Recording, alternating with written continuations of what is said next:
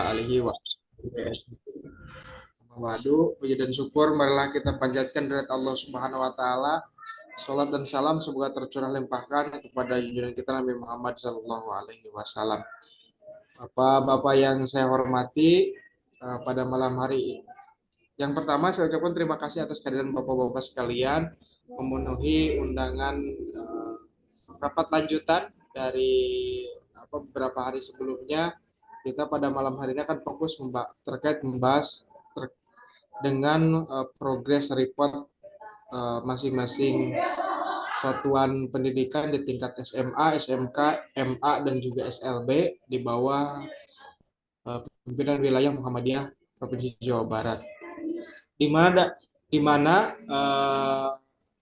data perkembangan ini akan dijadikan sebagai data potensi perkembangan sekolah-sekolah Muhammadiyah di tahun di beberapa 2 tahun ke belakang ataupun nanti potensi ke depan akan dibuat seperti apa, nantinya akan dibahas menjadi bahan dalam pelaksanaan Rakorwil yang nanti akan dilaksanakan di tanggal 23 Juni 2024 insya Allah. Marilah kita buka bersama dengan membaca basmalah.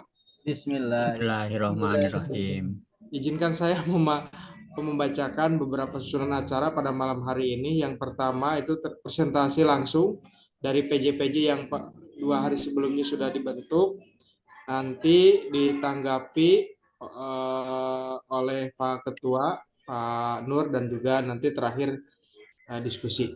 Itu saja, mangga langsung saja ya PJ yang sudah ditunjuk, yang sudah siap saja. Pak Didin yang sudah siap. Boleh. Mangga pada Pak Didin ya, yang khusus membedangi tentang MA Aliyah di Aliyah Muhammad. Mangga. Iya, hatur nuhun Pak Edi. Biasa aja mun. Siap. Hatur nuhun Pak Edi. Bismillahirrahmanirrahim. Assalamualaikum warahmatullahi wabarakatuh. Waalaikumsalam warahmatullahi wabarakatuh. Alhamdulillah sallallahu bil huda wal haq liyudhiru ala dini kullihi walau karihal musyrikun. Asyhadu alla ilaha illallah wa asyhadu anna Muhammadan abduhu wa rasuluhu amma ba'd. Yang terhormat Bapak Ketua Dikasmen Pak Haji Nur, juga Wakil Ketua Pak Agus, Pak Idi, Wakil Sekretaris, juga ada Pak Dudi, ada Pak Ibu Nida, dan ada Pak Dedet. Tadi Pak Bagus sudah masuk ya, keluar lagi tadi saya lihat. Alhamdulillah pada malam ini kita bisa bertatap maya untuk melanjutkan beberapa waktu 2 hari yang lalu kita Zoom juga, yang intinya memantapkan materi apa saja yang akan kita gali untuk persiapan rakor ya. Kalau rakor kan sudah dibahas lah oleh tim ya. Untuk rakornya khususnya dengan jenjang SLTA, yaitu ada SMA, ada MA, ada SMK, dan juga ada SLB. Yang masing-masing sudah diberi tanggung jawab untuk mencoba memformulasikan kira-kira apa saja yang akan kita garap. Izinkan Pak Ketua dan rekan-rekan, saya ingin share screen dulu. Apa saja yang ingin digarap atau bukan digarap ya, digali untuk jenjang aliyah, karena memang ada kekhasan antara aliyah dengan SMA, ada beda sedikit sih. Sebenarnya ada persamaan sih dengan SMK, tetapi ada beberapa hal. Pertama, izinkan ada 12 poin yang ingin kami share di sini ya. Artinya gini, sebentar. Ada 12 poin ini saya belum sempat bikin PowerPoint, tetapi yang penting kan isi-isinya ya. Nah, sebentar. Nah, isi-isinya ini akan kita nanti buat di Google Form, di mana ini bisa dijadikan untuk bahan masukan di nanti rakor. Ada di layar sudah muncul Pak? Ada, sudah baik. Pak. Di sini adalah identitas madrasah atau sekolah sudah sama lah, dari mulai nama sekolah, nama madrasah, alamat lengkapnya, kemudian nomor 3 nama kepala madrasah dengan nomor telepon. Ini identitas standar lah yang harus ada di setiap identitas sebuah kuesioner. Udah, dan ada email madrasah juga resmi, bukan email pribadi tapi email madrasah ya, supaya ini lembaga. Nah, kemudian yang akan kita minta itu mencantumkan SK kepala madrasah atau kamad. Jadi nanti diupload dalam bentuk SK yang sedang masih berlaku atau yang sudah habis mungkinnya. Kita nggak tahu kan dari sekian MA itu ada yang sudah diperbaharui, ada yang sudah habis. Makanya kita minta SK terakhir. Kemudian yang ketiga, kita minta nilai rapot madrasah, Pak. Nah, ini bedanya SMA dengan aliyah. Jadi di aliyah itu ada namanya rapot madrasah yang diambil dari SKPM, Pak ya. Skor kinerja pencapaian mutu. Ya.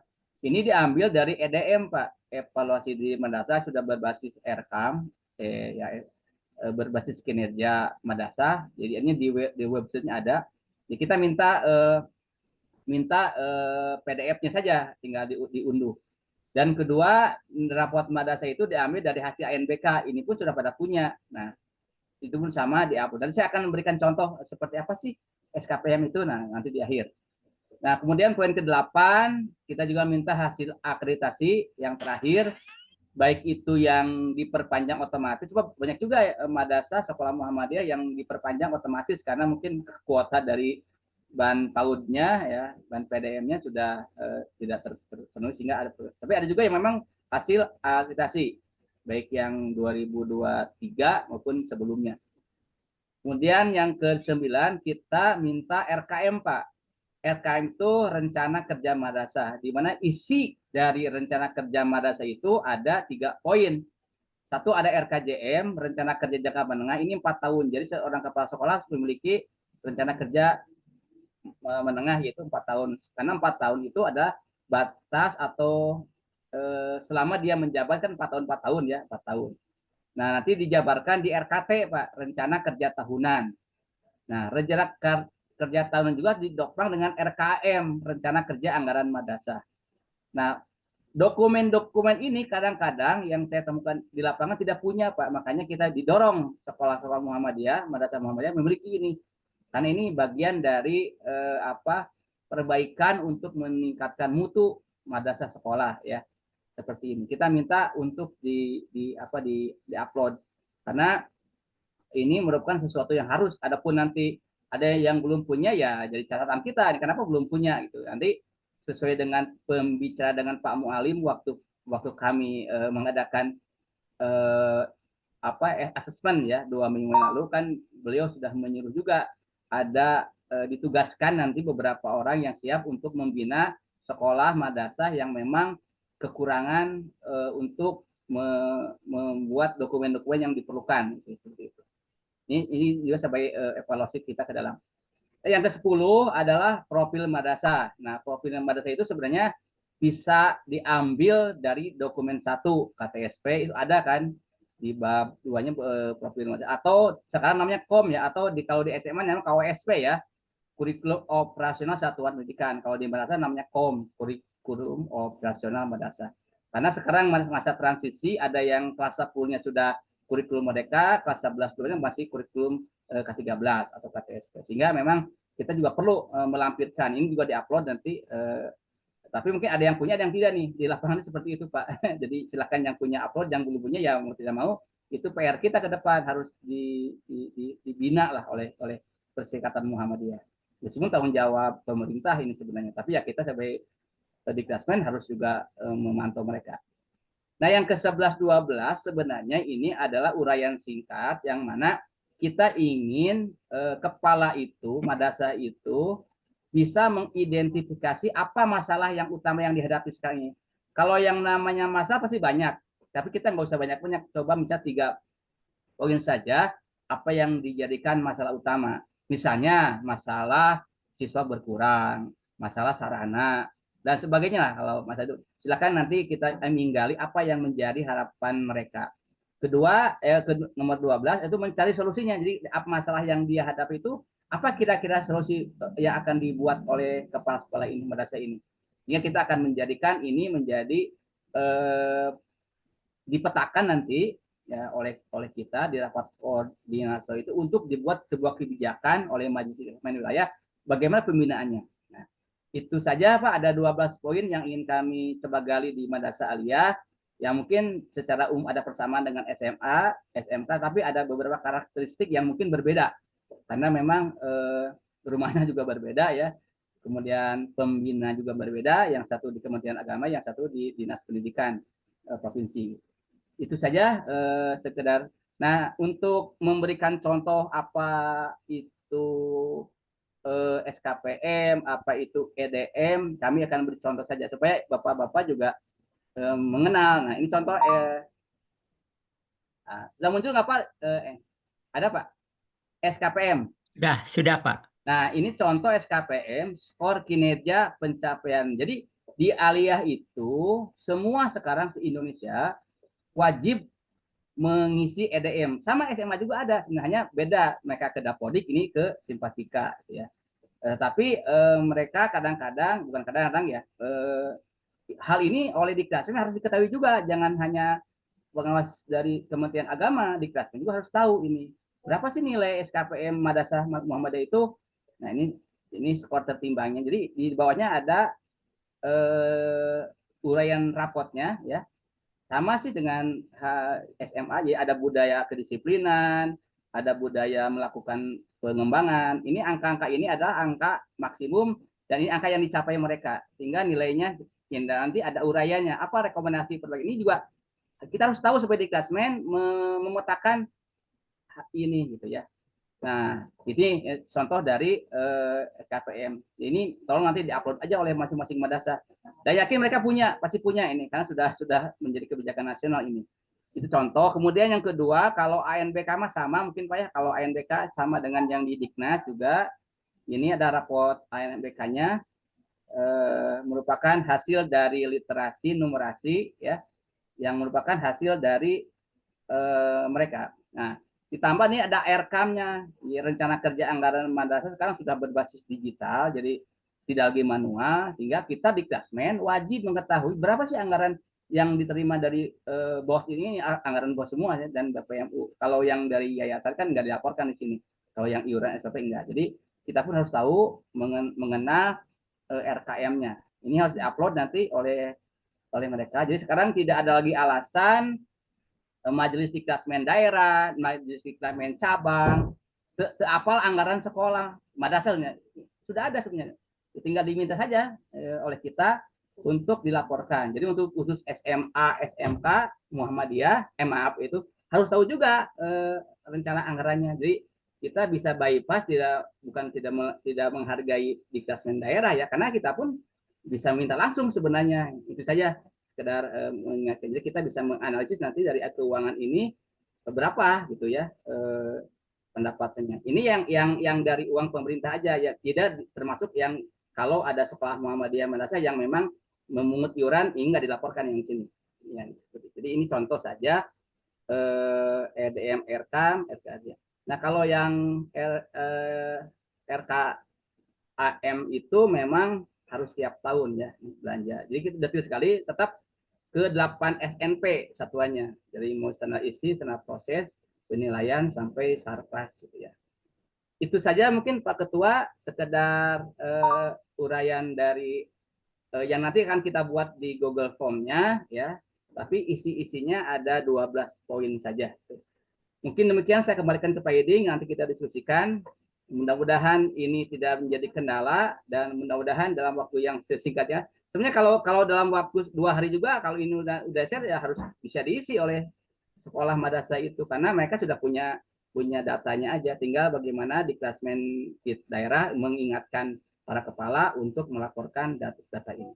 Mungkin demikian saya kembalikan kepada Pak Inding selaku pengatur acara untuk nanti dilanjutkan ke bidang lainnya. Mohon demikian. Assalamualaikum warahmatullahi wabarakatuh. Waalaikumsalam warahmatullahi wabarakatuh.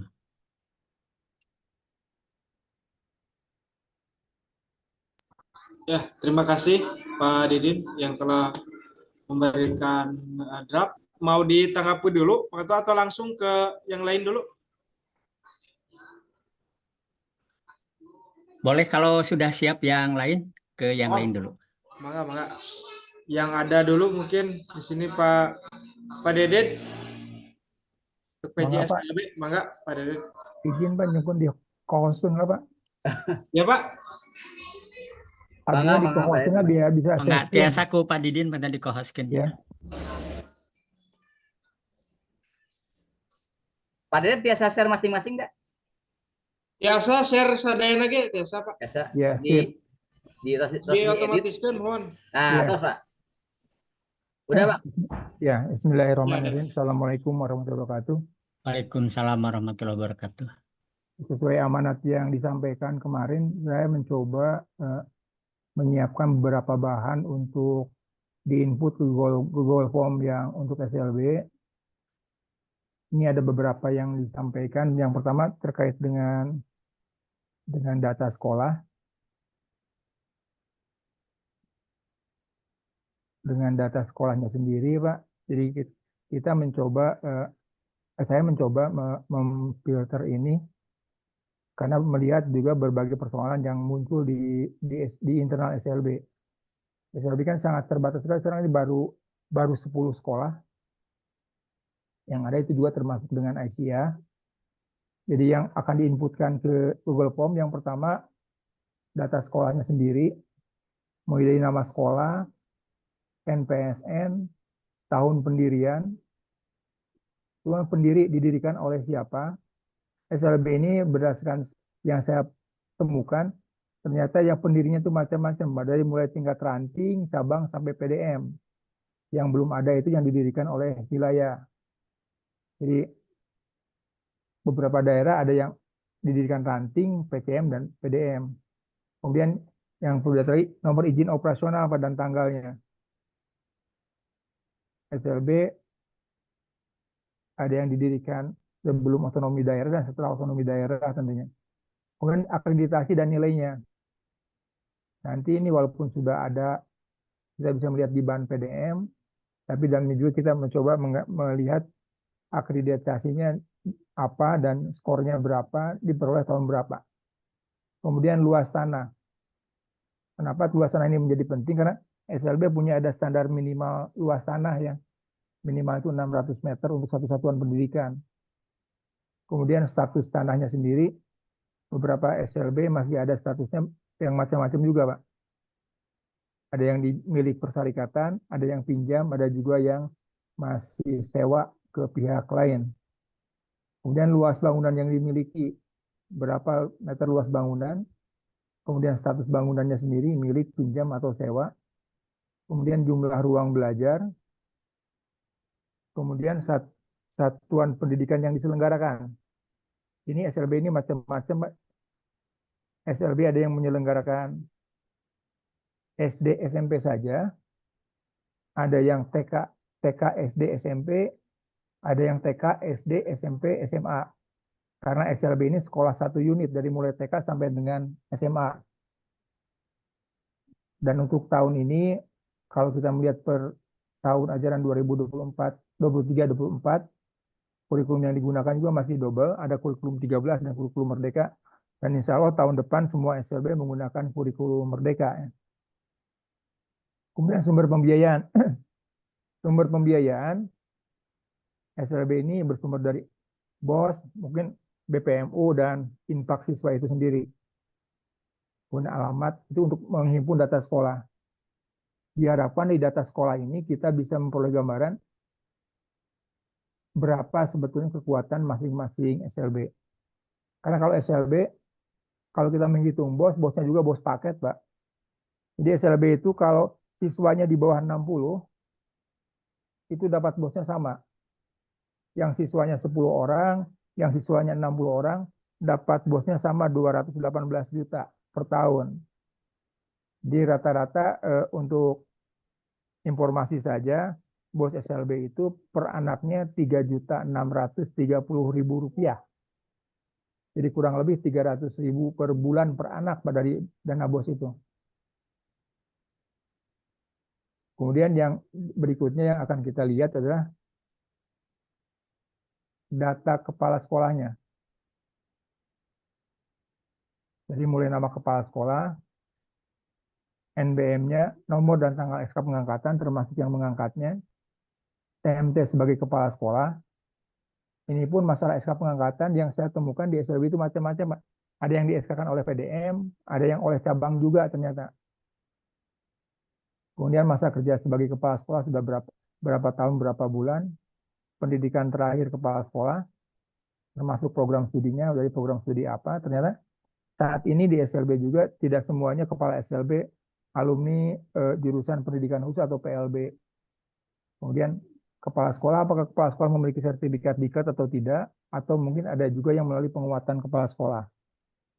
Status kepegawaian di SLB ini saat ini Pak, masih banyak kepala sekolah yang DPK. Ini merupakan sisa kebijakan dari zamannya Pak Gubernur Pak Aher.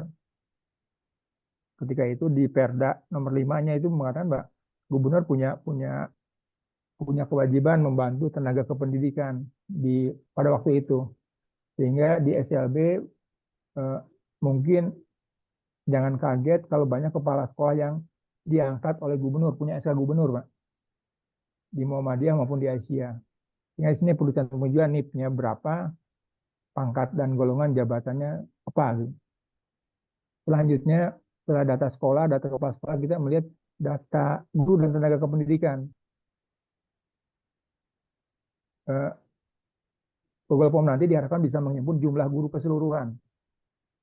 Walaupun guru SLB tidak banyak per sekolahnya, tapi kita perlu menghimpun jumlah guru keseluruhannya berapa orang, guru PNS yang masih ada di sekolah berapa orang, guru tetap yayasannya berapa orang, guru tidak tetapnya berapa orang, termasuk kualifikasi pendidikan gurunya. Yang S1 PKH berapa orang, S2 PKH-nya berapa orang, S1 PHI, S1 Penjas, dan di SLB itu masih ada S1 non-kependidikan, Mak. Jadi ini perlu kita data juga untuk melihat potensi yang ada saat ini. Termasuk guru-guru yang belum S1. Di SLB itu sudah biasa ada mahasiswa yang sudah mulai magang di sekolah, Pak. Jadi mungkin berstatusnya mahasiswa di beberapa perguruan tinggi, tapi magangnya di SLB.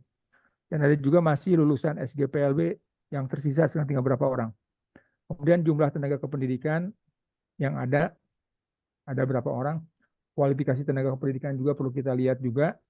Apakah ada yang sarjana atau non S1, nanti bisa dibaca. Yang terakhir yang akan dihimpun adalah data peserta didik. Kenapa data peserta didik ini menjadi penting? Karena SLB ini akan menjadi penentu juga untuk seluruh kegiatan dari sekolah ini adalah dari peserta didik. Pertama yang ingin dihimpun adalah jumlah peserta didik keseluruhan yang ada sekarang. Misalnya jumlah peserta didik 100, yang 100 itu di TK-nya ada berapa orang, di SD-nya berapa orang, di SMP-nya berapa orang, di SMA-nya berapa orang. Biasanya komposisi TK, SD, SMP, SMA ini tidak sama. Ada yang dominannya di SD, misalnya dari 150 siswa ada di SD, 5 orang ada di TK. Karena di SLB itu setiap tahun jarang sekali dari kelas 1 sampai kelas 12 itu kelasnya lengkap. Jadi sangat mungkin setiap tahun itu misalnya kelas 8 tahun ini tidak ada. Itu sangat mungkin. Tergantung kelas-kelas di sebelumnya. Karena sifatnya SLB itu dari SD melanjutkan di SMP-nya di sana juga, SMA-nya di sana juga. Jadi tidak kemana-mana. Kemudian jumlah total rombongan belajar yang ideal ya. Jumlah total rombongan belajar yang idealnya berapa? Karena SLB untuk anak tertentu juga, itu satu orang siswa bisa dianggap satu rombel kalau kondisi anaknya sangat berat, Pak. Kemudian kita ingin juga memotret kebutuhan guru pendidikan khusus di sekolahnya berapa orang. Ini akan terlihat, kebutuhan ini akan terlihat dari jumlah kelas yang ada. Sehingga kebutuhan guru PKH-nya berapa orang. Kalaupun nanti kita perlu memotret juga apakah di sekolah itu kekurangan atau kelebihan guru untuk guru pendidikan khususnya. Kemudian untuk guru mapelnya, kebutuhan guru mapelnya, kan di SLB juga ada guru mapel PAI, Penjas, vokasi, dan bahasa Inggris. Ini bisa diajarkan oleh guru mapel. Kita ingin lihat juga kebutuhan guru mapelnya berapa banyak. Yang terakhir yang ingin kita potret adalah hambatan dan masalah yang dihadapi di masing-masing SLB, Pak. Dan kalau memungkinkan mereka bisa memberikan solusi alternatif untuk memecahkan masalah tersebut. Yang terakhir yang ingin kita dapat dari sekolah adalah usul saran untuk majelis dikdasmen dan PNF. Kenapa? Karena baru tahun ini mungkin SLB ini kita kita bina langsung di tingkat wilayah. Jadi mungkin mereka memiliki harapan juga SLB ketika ada dibina di wilayah akan seperti apa. Apakah nanti mungkin akan bisa, mudah-mudahan dengan di tingkat wilayah ini teman-teman yang pengelola di SLB ini bisa lebih baik lagi ke depan. Mungkin sementara itu Pak, saya nunggu usul saran dari Bapak-Bapak dan Ibu untuk perbaikan ini, terutama dari Bu Nida yang dari Aisyah ya. Karena ini instrumen ini juga akan digunakan untuk memotret SLB Aisyah yang saya tahu Aisyah itu adanya di Kota Tasik sama Kabupaten Tasik. Ada 3 sekolah kalau nggak salah. Itu saja mungkin Pak sementara Pak. Ya.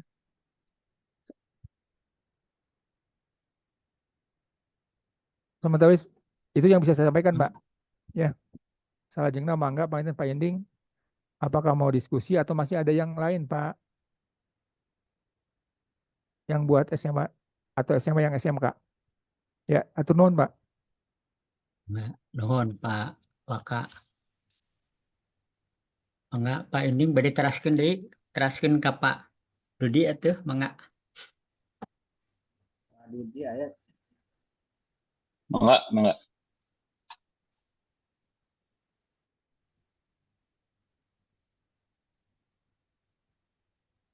Lanjut aja Pak Iding. Mangga dilanjut we Pak. Pak Ending pangitan nuju ieu. Ya. Konsen ka. Langsung aja Pak. Mangga mohon. Assalamualaikum warahmatullahi wabarakatuh. Waalaikumsalam warahmatullahi wabarakatuh. Barangkali saya baru gambaran kasar aja ini yang saya coba rancang. Mungkin pada prinsipnya kalau kita perhatikan dari Pak Didin dan Pak Dedet tadi, kalau terkait dengan profil mungkin nggak jauh berbeda ya. Memang profil ini menjadi performa awal lah yang akan dilihat oleh pihak luar terkait dengan sekolah gitu ya. Nah bahkan memang ada hal-hal yang ya tergantung dari kondisi masyarakatnya ya. Kalau misalkan kita agak ke daerah mungkin ya kalau misalkan guru tersertifikasi ini kan orang tidak begitu tahu persis apa. Tapi kalau kita berbicara di kota ya udah mulai memahami gitu. Sehingga nanti profil sekolah ini memang ya bisa jadi sama, bisa jadi tidak gitu ya. Karena tergantung nanti posisi sekolah ini ada di mana. Nah, kenapa sudut pandang saya seperti itu? Karena memang kan kita berbicaranya kalau berbicara standar, ya pasti yang namanya standar itu harus sama semua gitu. Tapi kan kita juga harus melihat bagaimana kondisi daerah di mana keberadaan sekolah itu. Nah ini yang harus kita coba petakan gitu ya. Nah sehingga ada poin-poin tertentu yang kalau kita melihat di contoh di sinilah di profil itu ya, di profil lulusan gitu. Nah di profil lulusan ini sebenarnya cukup penting harus kita gambarkan gitu. Kenapa? Karena untuk melihat sekolah SMA ini itu dari lulusannya itu lebih banyak yang bekerja atau nanti mungkin yang kuliah atau bahkan banyak yang tidak bekerja gitu. Nah, artinya ini juga harus menjadi pertimbangan kita gitu. Termasuk juga prestasi ya. Prestasi yang diraihnya apa gitu dari SMA ini. Karena kan kalau sekarang kan dengan kita untuk promosi biasanya ya kita harus menampilkan performa sekolah ini prestasinya apa sih yang didapat baik nanti untuk siswa gitu ya, untuk siswa atau untuk gurunya gitu. Nah, jadi kalau dengan kemarin kita ada olimpiade, ada lomba untuk guru, saya pikir ini harus dimunculkan gitu. Prestasi ini untuk diketahui pihak luar gitu terkait dengan performa sekolah yang kita miliki gitu ya. Nah, terkait dengan kondisi internal yang harus kita coba gali itu adalah terkait dengan kalau komposisi guru ini jelas pasti ya. Nah, ini terkait dengan tenaga kependidikan. Nah, kenapa ini penting ya? Karena tenaga pendidikan juga akan mempengaruhi terhadap bagaimana proses pembelajaran dan pengelolaan di dalam sekolah itu sendiri gitu. Ya, contoh misalkan kalau sekarang ada kan di SMA juga ada lab-lab tertentu yang memang akan diikuti oleh siswa gitu ya. Nah, di sini peran tenaga kependidikan itu penting gitu. Karena kan tidak selamanya guru yang akan berproses di situ gitu. Nah, sehingga kalau dari sisi kompetensi dan komposisi berdasarkan pendidikannya dari tenaga pendidik ini ya harus kita munculkan juga seperti apa gitu. Nah, kita juga harus bisa melihat dari sisi biaya operasional per siswa ya. Jadi ya bisa jadi selama ini mungkin ada ya perhitungan, tapi mungkin bisa dibilang tidak sampai detail seperti apa sih yang harus kita coba hitung ya. Nah, padahal kan ini penting ya. Biaya operasional ini akan terkorelasi nanti bagaimana proses pembelajaran dan rencana pengembangan ke depannya seperti apa gitu. Jadi kalau misalkan di sini ada biaya standar dari Diknas misalkan anggaplah 3 juta per siswa gitu ya. Ini misalkan per tahun gitu atau per semester. Nah, tapi kita tidak bisa memenuhi ini ya artinya kan bagaimana kita akan memenuhi standar dari Diknas itu sendiri gitu. Ya. Kalau misalkan dari sisi satu standar aja tidak bisa kita penuhi gitu. Nah, jadi profil ini nantinya memang harus kita berbicara profil kebutuhannya ya standar dari Diknas itu sendiri gitu ya. Nah, bagaimana yang dibutuhkan gitu. Nah, kemudian, nah kalau kita berbicara pengembangan, ya, nah barangkali kita juga harus menggali ini, tidak hanya profil gitu ya.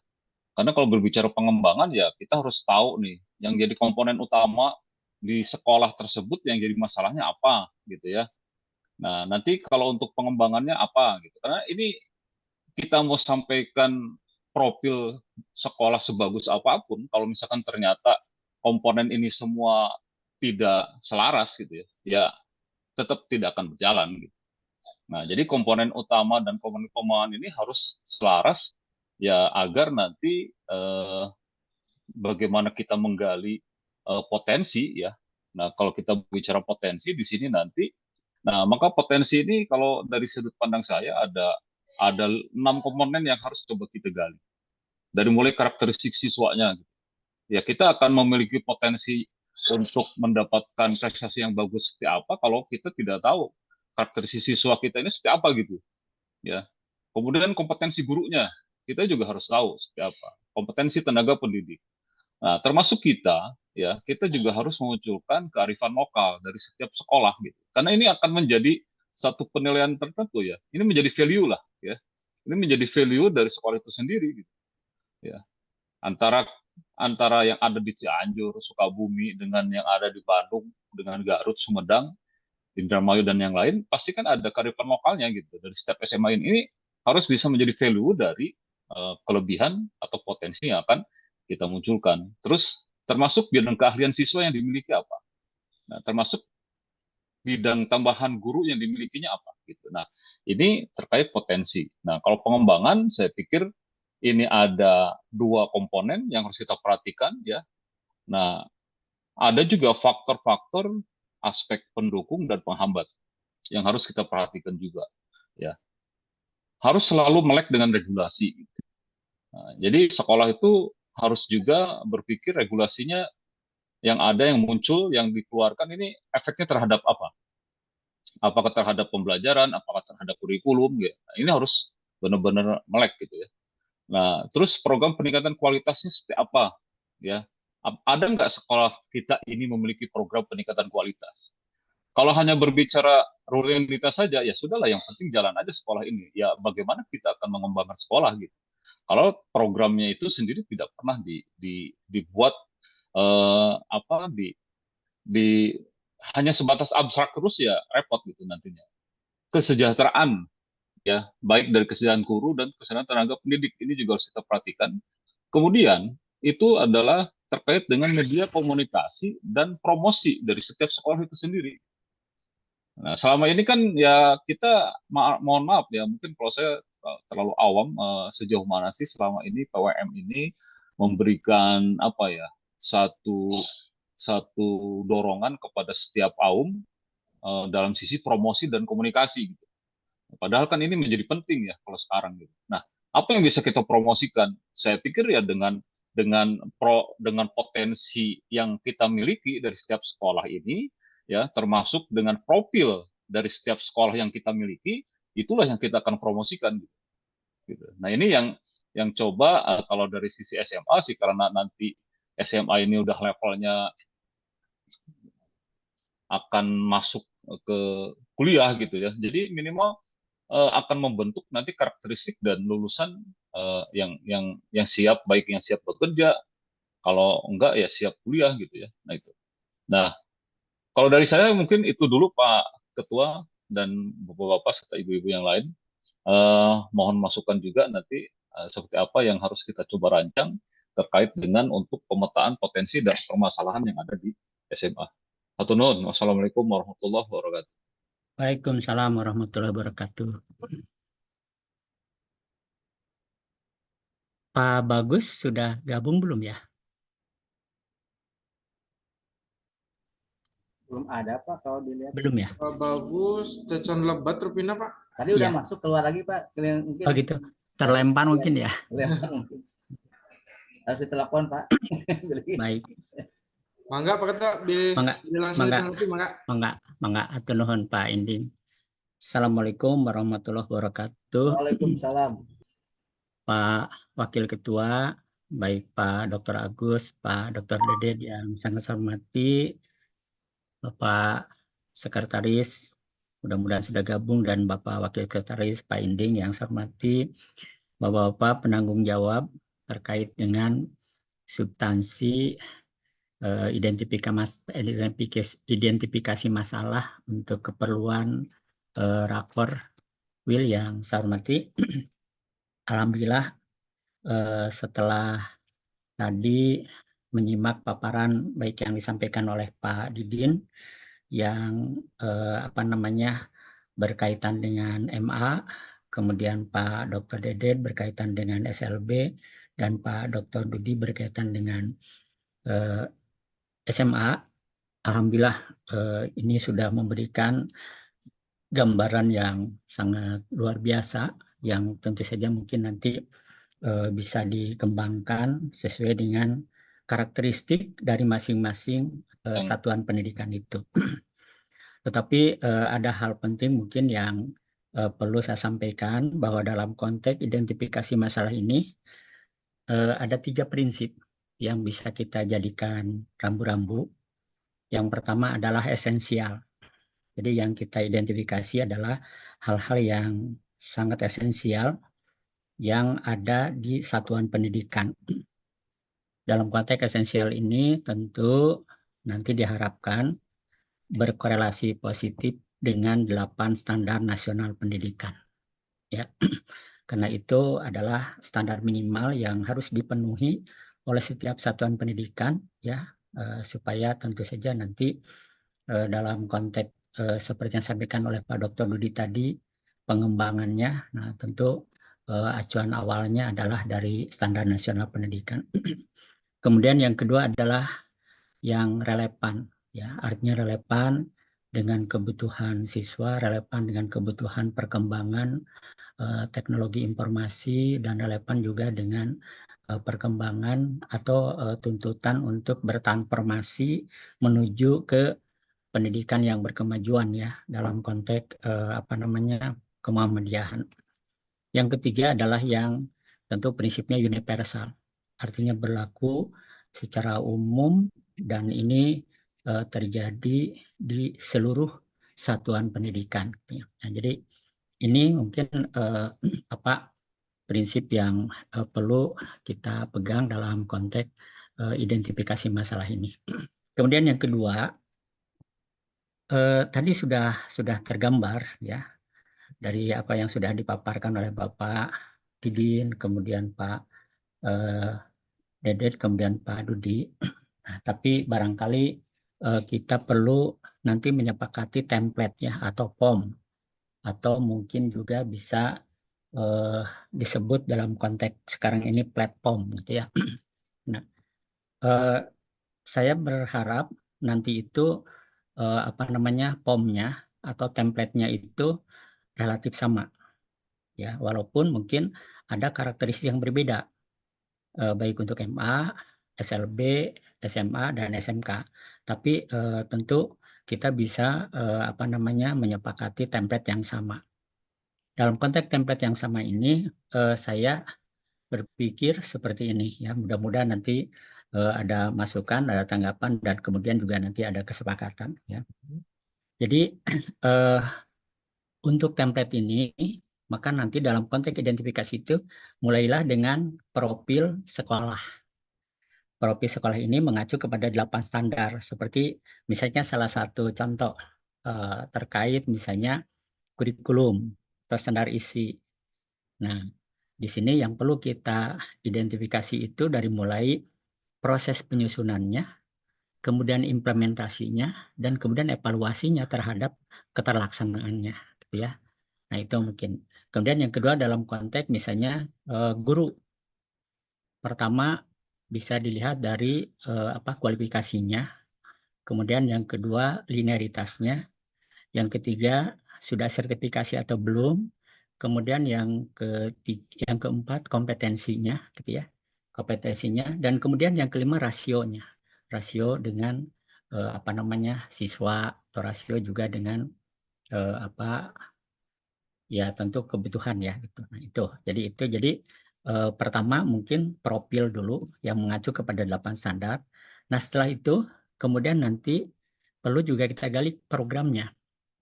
Seperti yang disampaikan oleh Pak Didin tadi, dalam konteks program paling tidak ada 4 ya. Yang pertama RKS, rencana kerja sekolah. Nah, ini untuk 8 tahun ya. Kemudian yang berikutnya RKJM, rencana kerja jangka menengah. Jadi untuk 1 periode untuk 4 tahun. Yang ketiga RKT, rencana kerja tahunan. Dan yang keempat adalah RKAS, ya, rencana kegiatan dan anggaran sekolah. Nah, ini yang kedua program. Jadi yang pertama adalah profil, yang kedua program. Yang ketiga, saya berharap nanti adalah terkait dengan kinerja sekolah, ya. Jadi kinerja sekolah itu mungkin nanti bisa gali pertama hasil akreditasi. Kemudian yang kedua rapor mutu, ya. Kalau tadi Pak Didin menggambarkan PPKM ya, Pak Didin ya, rapor mutu. Nah, kemudian yang ketiga, selain rapor mutu itu adalah hasil penilaian prestasi kerja kepala sekolah. Hasil penilaian prestasi kerja kepala sekolah ini perlu ya dalam konteks programnya. Kemudian dalam konteks kinerjanya, maaf.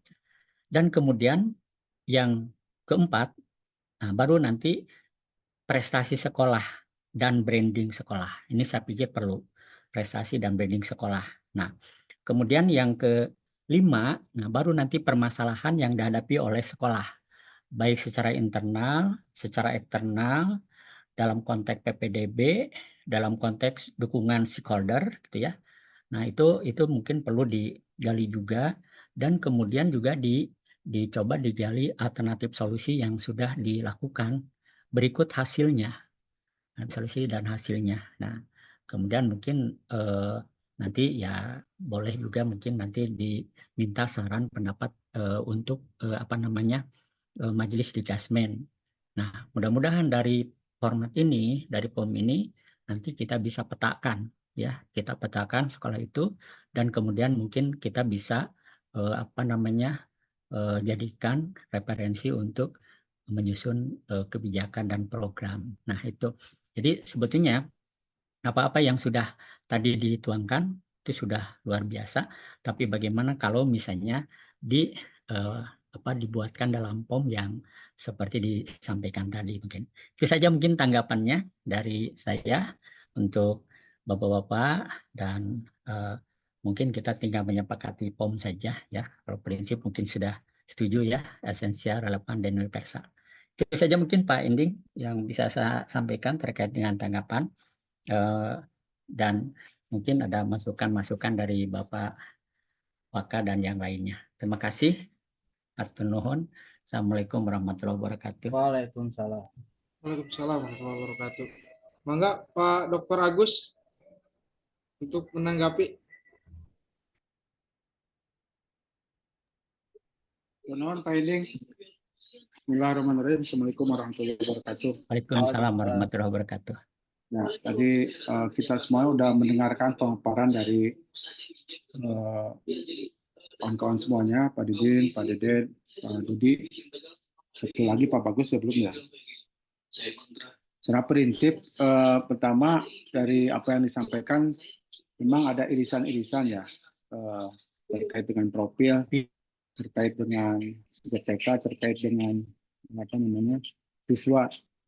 Saya sepakat dengan Pak Ketua tadi, jadi formatnya atau template-nya memang secara umum sama, tetapi nanti ada perbedaan ya, disesuaikan dengan sekolah. Itu yang pertama. Yang kedua, penting menurut saya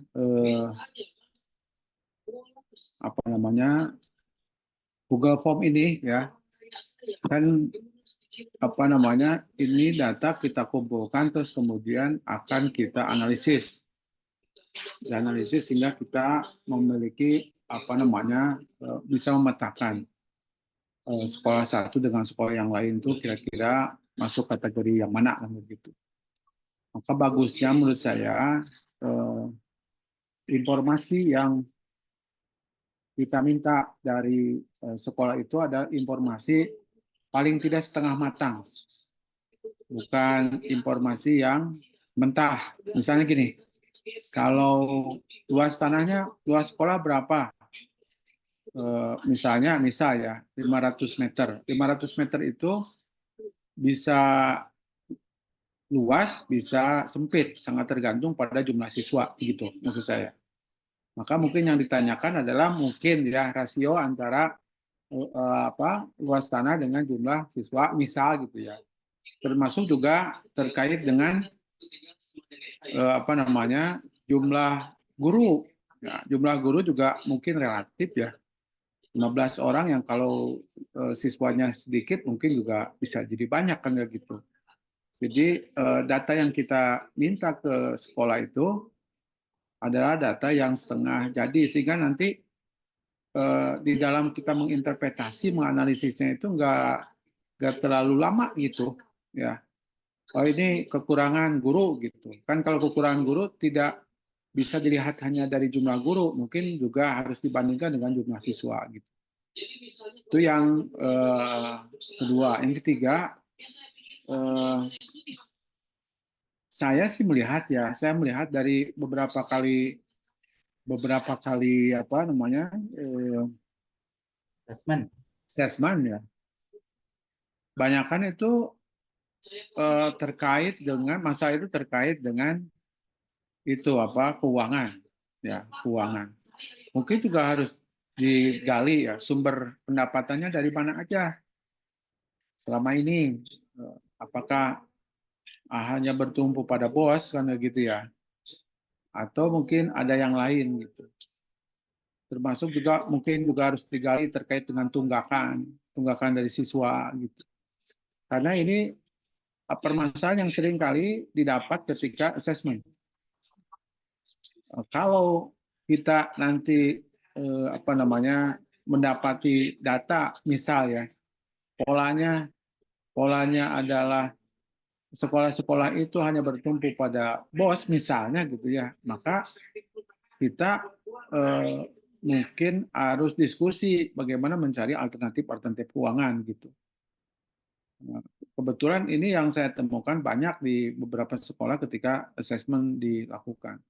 Dan itu berdampak pada misalnya adalah kesejahteraan guru. Kesejahteraan guru berdampak pada loyalitas guru, pada komitmen guru di dalam melaksanakan tugas. Komitmen guru berdampak pada apa namanya? Pada kualitas pembelajaran. Kualitas pembelajaran berdampak pada prestasi. Prestasi berdampak nanti itu minat orang tua menyekolahkan anak dan sebagainya lah gitu. Jadi menurut saya perlu juga dielaborasi terkait dengan keuangan, tetapi lagi-lagi baiknya tidak mentah gitu.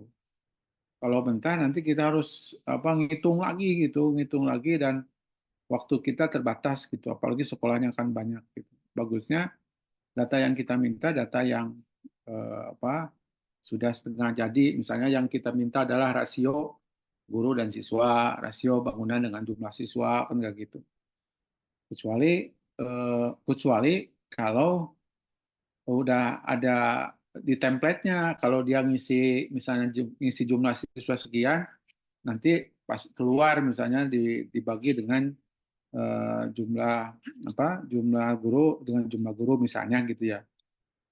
Itu mungkin perlu bantuan dari tim di sekretariat supaya nanti hasilnya bisa dengan mudah kita dapatkan. Terus yang berikutnya adalah juga terkait dengan sarana prasarana. Ini juga saya pikir perlu digali sedemikian rupa karena ada beberapa sekolah yang tanahnya luas, terus kemudian ruangannya banyak, tetapi siswanya sedikit, dan ada yang sebaliknya gitu. Itu kan juga problem yang tanahnya luas atau kelasnya banyak kayak di SMAM 1 Garut ya. Kelasnya banyak, tapi siswanya sedikit. Itu problem. Terus ada juga yang tanahnya sedikit, siswanya banyak. Itu juga problem kan kayak gitu. Nah, ini kan perlu solusi yang berbeda gitu. Nah, ini bagaimana yang kayak gitu juga terpotret gitu Pak Ketua. Jadi bukan hanya sekedar jumlah tanahnya berapa gitu. Karena kalau jumlah tanah berapa, SMAM 1 itu luas. Ruangnya banyak gitu. Tapi bukan berarti tidak ada masalah. Masalahnya emang jumlah siswanya sedikit. Jadi itu masukan dari saya. Terima kasih Pak Ketua, Pak Indik. Atur nuhun Pak Dr. Agus yang telah memberikan tanggapan. Mangga ada lagi mungkin yang Dr. Bagus belum ini ya, belum bisa gabung ya. Tadi saya coba resume dari apa yang Pak Ketua sampaikan dan juga Pak Dr. Agus sampaikan.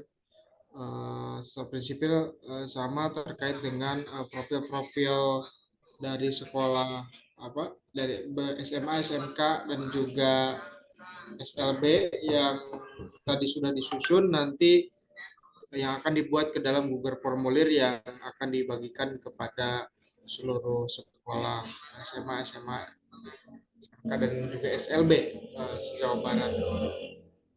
Hanya tadi ada tambahannya soal ini ya, Pak, soal itu luas tanah apa ya tadi Pak?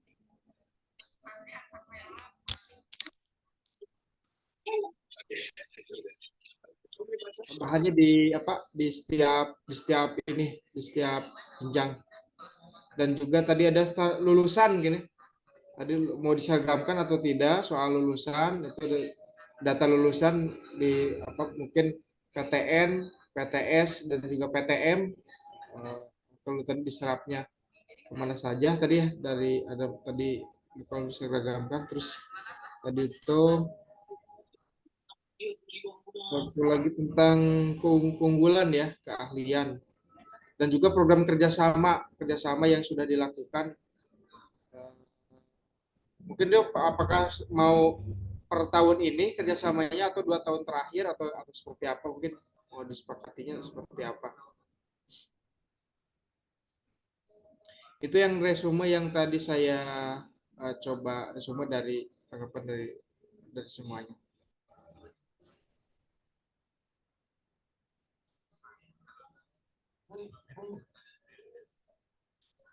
Maka dari Pak Didin, Pak Deden, dan juga Pak Dudi, mungkin ada feedback lagi atau cukup nanti langsung dibuat Google formulir saja.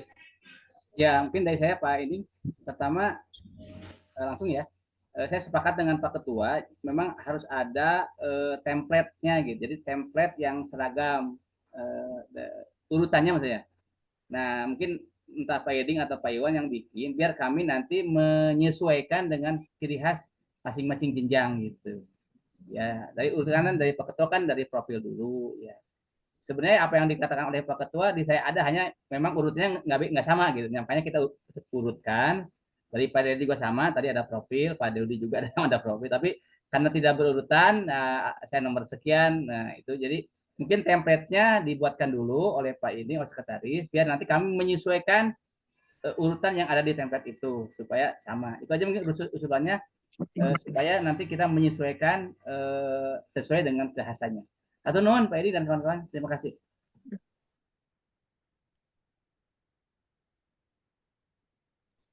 Maka Pak. Sedikit menambahkan Pak ya, pending. Pak. Ya, saya sepakat dengan Pak Ketua. Tadi kan poin besarnya pertama profil sekolah ya. Di mana tadi Pak Ketua menyangka profil sekolah eh, Urutan pertama, Pak. urutan pertama, profil sekolah urutan pertama dengan memotret 8 standar yang ada di sekolah saat ini. Kemudian yang kedua masalah program sekolah. Yang ketiga masalah kinerja sekolah. Yang terakhir prestasi sekolah. Mohon maaf, yang kelimanya permasalahan yang dihadapi dan alternatif solusi, begitu kan? Jadi apakah 5 poin besar ini yang akan kita jadikan patokan utama gitu Pak? Kalau disepakati ini menjadi patokan utama, mungkin saya yang akan memasukkan ke Google Form-nya, tinggal menyesuaikan dari apa yang tadi sudah kami sampaikan.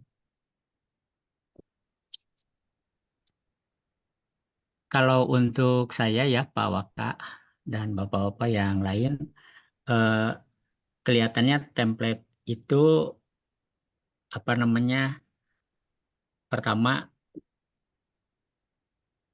representatif, yang kedua Pak. logis ya, yang kedua logis. Nah, adapun nanti terkait dengan substansi, maka disesuaikan sarang satuan atau karakteristik satuan pendidikan. Pak. Terus mengenai penajaman supaya nanti menjadi matang informasinya. Nah, masukan dari Pak Waka itu juga sangat apa namanya luar biasa ya. Nanti mungkin Bapak-bapak bisa ini kan apa terkait dengan tadi dimasukkan seperti misalnya catatan guru yang nanti akan berkorelasi positif dengan kinerja guru, kemudian juga prestasi siswa dan lain sebagainya. Kalau saya cenderung begitu biar template-nya sama semua, tapi Ya. nanti substansi sesuaikan dengan karakteristik, kemudian nanti ada penajaman-penajaman seperti yang disarankan oleh Pak Waka mungkin gitu. Itu mungkin Pak. Ya, siap Pak.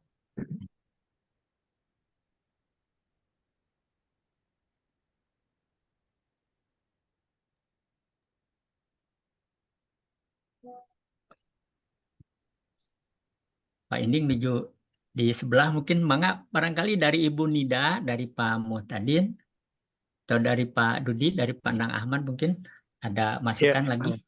Mangga terima dipersilakan. kasih. Iya, terima kasih Pak Ketua. Mangga, mangga. Saya sedang di mana Bogor nih. Ya, kode ya. Aman. Kebetulan tadi baru buka. Jadi saya nggak ngikuti diskusi ini sebenarnya tentang apa gitu. Apakah kaitan dengan tanggal 31 ya? Ya. Jadi Jadi yang berangkat ini ke Jakarta. eh, Ke Semarang.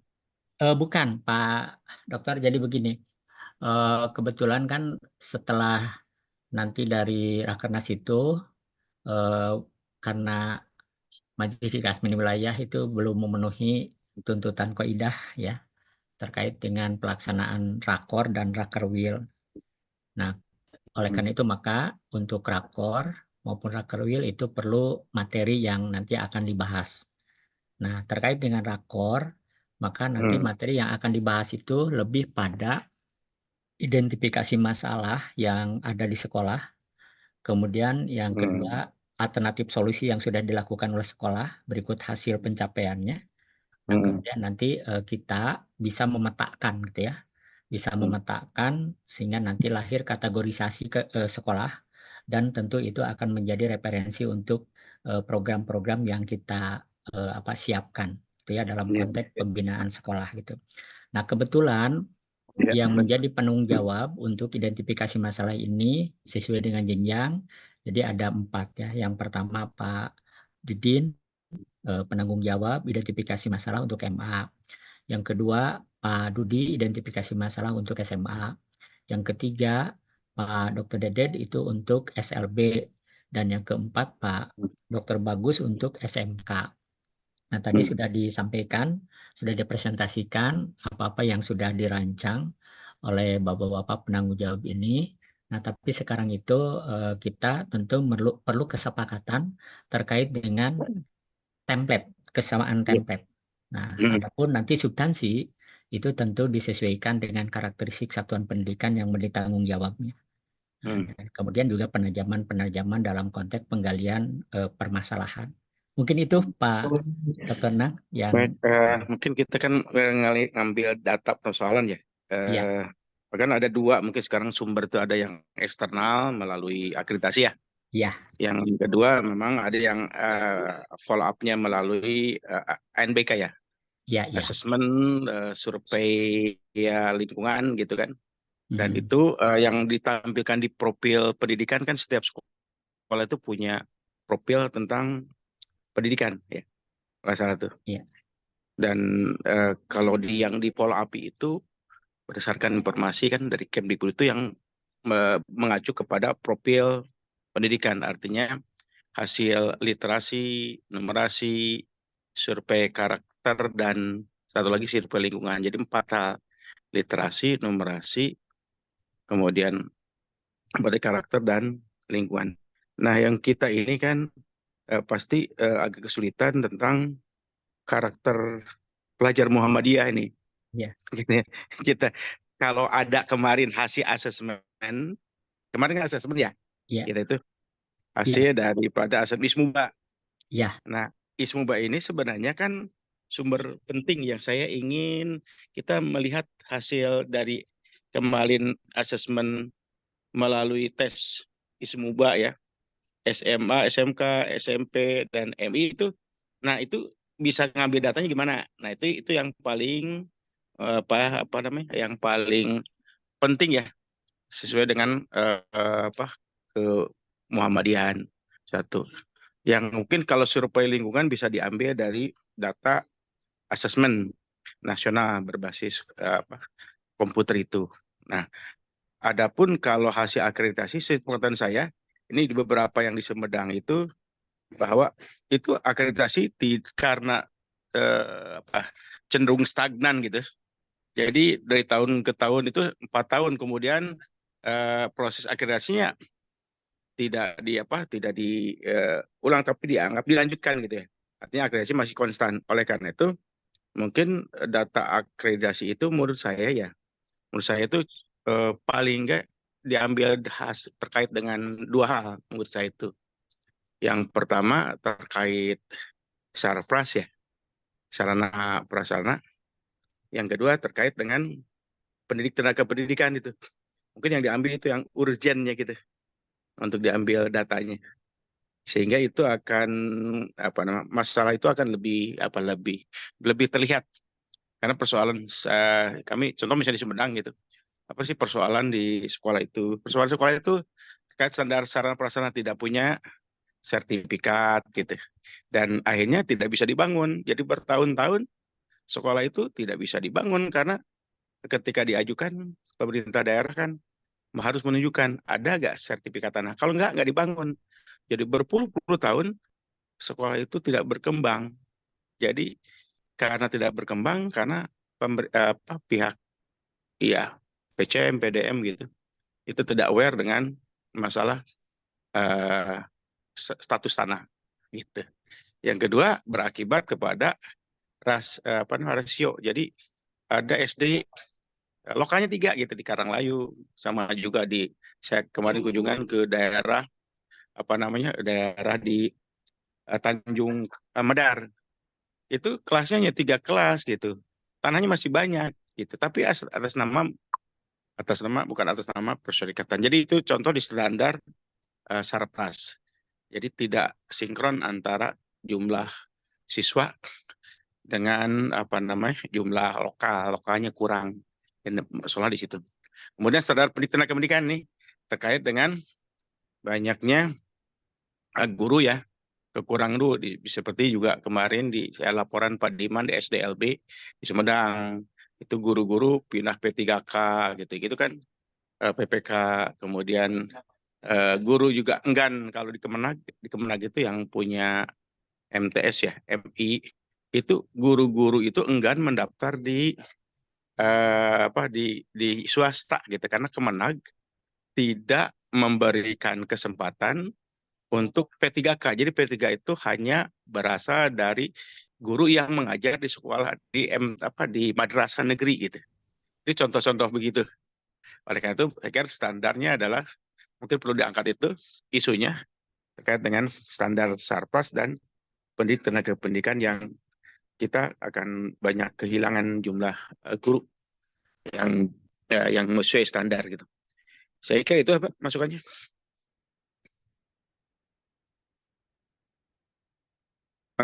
Pak Nur. Bangga, nuhun Pak Dokter. Pak Ining sudah gabung lagi? Belum ya, baik Bapak-Bapak, terutama Bapak-Bapak yang dari VJ ya, penanggung jawab. Ada masukan lagi yang cukup berharga mungkin dari Pak Dr. Nang dalam konteks profil sekolah ya. Kalau tadi Pak Dr. Agus lebih fokus pada kesejahteraan guru, kemudian rasio guru dan siswa ya, dan kemudian informasinya digali setengah matang ya, dan kemudian juga terkait dengan sumber keuangan. Nah, di sini tadi ada masukan lagi bahwa tentu saja referensi bisa mengacu kepada akreditasi yang berorientasi pada Sarpras dan GTK. Nah, dalam konteks Sarpras, tentu memang ini problem yang hampir di mana-mana muncul ya Pak ya, bahwa satuan pendidikan kita pada umumnya kepemilikannya ya, atau dalam hal ini sarana prasarana yang dimiliki itu masih banyak yang bermasalah ya, sehingga nanti mungkin ini juga perlu digali ya, kemudian dalam konteks GTK mungkin terkait dengan profesionalisme ya, dan kemudian yang kedua dari ANBK itu literasi, numerasi, dan survei karakter serta survei lingkungan. Nah, mungkin ini juga bisa menjadi referensi bagi Bapak dan tidak ada ibu dari Bapak yang kebetulan mendapatkan amanah untuk menjadi PJ, sehingga ini adalah merupakan referensi tambahan ya setelah beberapa referensi disampaikan. Tentunya ini disesuaikan dengan karakteristik dari masing-masing satuan pendidikan yang menjadi tanggung jawab Bapak dalam konteks identifikasi masalah. Terima kasih banyak Pak Dr. Nang. Ada lagi barangkali masukan dari Yang Pak? Ismuba Pak, yang Ismuba ada nggak Pak? Oh yang ya, Ismuba ada kemarin kan dari tes Ismuba itu juga nanti perlu manfaatnya kemarin. Ya. Tes kita kan untuk itu. Ya, Ismuba udah kemarin sudah diolah. Jadi Ismuba juga sama, ini juga perlu menjadi nanti penggalian ya, identifikasi masalah ini dalam konteks karena Ismuba itu merupakan kurikulum unggulan ya. Yang ini yang Ismuba itu sejalan dengan surat itu Pak Ya, Ketua. Betul. Sejalan dengan surat nomor 201 ya, tentang persiapan PBBUD dan tahun ajaran baru. Iya. Surat 201 itu mengamanatkan tentang Ismuba itu gitu loh. Iya. Nah, Betul. jadi bagaimana guru-guru ini juga nanti pas follow up-nya di sekolah Muhammadiyah itu banyak yang tidak sesuai gitu, yang baik pengajarnya, materinya juga bahan ajarnya gitu. Jadi hasil tes itu menggambarkan kalau tesnya di situ Ismubanya rendah kan berarti diceknya apa? Berarti diceknya bagaimana standar gurunya gitu. Sehingga nanti perlu standarisasi sertifikasi guru. Ini saya kepikir bagaimana nanti wilayah ya membuat standarisasi yang ngajar itu ke Muhammadiyah itu dia punya sertifikat yang legal gitu untuk ngajar. Betul Pak. Itu yang seluruh dikritik oleh teman-teman warga Perserikatan itu. Ada ngajar di sekolah AUM kita tapi tidak diajarkannya bukan tentang Ismuba tapi yang lain, ideologi yang lain. Wah, itu tamparan keras kita. Baik, betul Pak.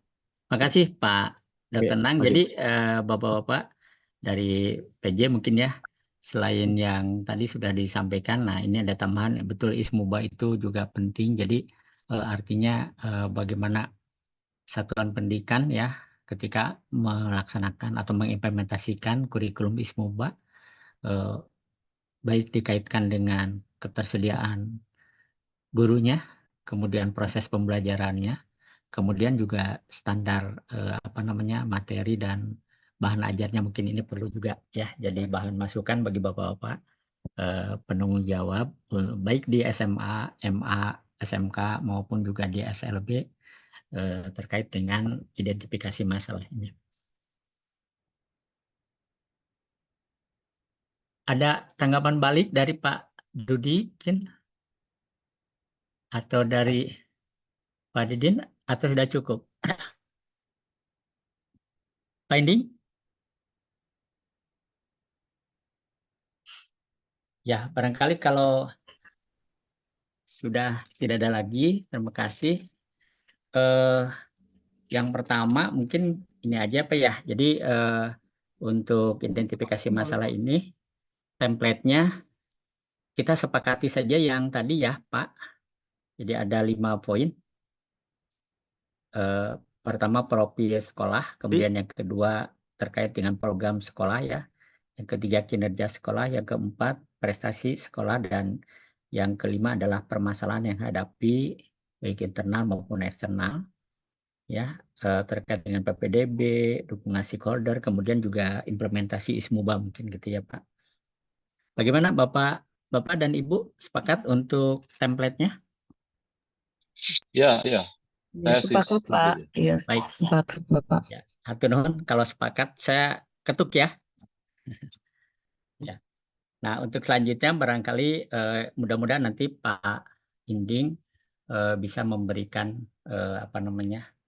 template ini kepada Bapak dan para penanggung jawab ya, dan kemudian nanti mengenai substansi yang ada di dalamnya baik untuk profil lebih orientasi ke 8 syarat, kemudian juga dalam konteks penggalian permasalahan mungkin bisa mengacu kepada masukan dari Pak Ketua ya, dan kemudian juga dari Pak Dr. Nang tadi ya. Mungkin itu saja ya. Ada lagi yang lain Bapak Ibu? Ya, kalau tidak ada kita cukupkan sampai sini, sudah jam 9 ya. Saya atas nama Ketua ya yang pada malam ini mengundang Bapak dan Ibu, saya haturkan terima kasih atas kesediaan Bapak dan Ibu untuk memenuhi undangan ini, dan kita sudah sama-sama berdiskusi ya, dan sudah ada salah satu kesepakatannya. Mudah-mudahan semuanya menjadi amal baik, amal soleh bagi Bapak dan Ibu, dan kemudian juga kita diberi sehat walafiat selamanya. Dan untuk selanjutnya barangkali kita nanti ketemu lagi 2 hari kemudian ya Pak ya. Jadi hari malam malam Kamis ya. Kita ketemu lagi malam Jumat mungkin, malam Jumat ya. Ya, malam Jumat untuk lebih mematangkan kembali materi ini supaya nanti segera dikirim ke daerah dan kemudian hasilnya segera kita peroleh untuk dipetakan barangkali gitu. Itu saja barangkali, mangga Pak Inding.